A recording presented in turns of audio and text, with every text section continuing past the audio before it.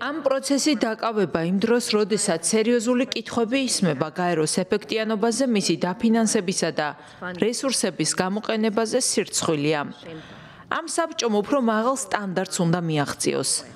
ამავდროულად ამერიკის შეერთებული შტატების წარმომადგენლები ადგილზე მუშაობენ რეალურ შეთანხმებაზე, რომ ტყვეები გათავისუფლდნენ, ცეცხლი შეწყდეს და ჰუმანიტარული დახმარება მიეწოდოს დაზარალებულ რეგიონს. და ბოლოს შეერთებული შტატები არასოდეს შეწყვეტს მუშაობას ტყვეობაში მყოფი ყველა პირის, მათ შორის ჰამასის მიერ დახოცილი 4 ამერიკელის ცხედრის გადმოცემისთვის.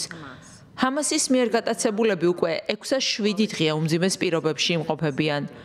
მათ ჩვენ არ მივატოვებთ. გმადლობ.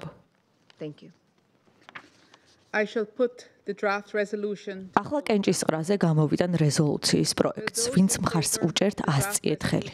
წინააღმდეგი ვინ შეიკავა თავი. ხმის მიცემის შედეგები ასეთია: 14 მომხრე, 1 წინააღმდეგი. თავი შეიკავა 0-მა. რეზოლუცია არ იქნა მიღებული საბჭოს მუდმივი წევრის ვეტოს გამო.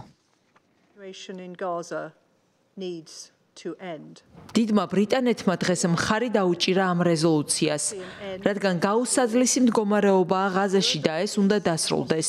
ჩვენ მიზნად ვისახავთ ამ ომის დასრულებას, ჰამასის მიერ დატყვევებული ადამიანების გათავისუფლებასა და პალესტინელებისთვის ღაზაში კატასტროფული ჰუმანიტარული მდგომარეობის შემსუბუქებას. This failure will not go down in records. ერთი რამ უნდა იყოს ნათელი, ეს მარცხი არ ჩაიწერება როგორც უბრალოდ პროცედურული შენიშვნა. ის დარჩება ისტორიაში.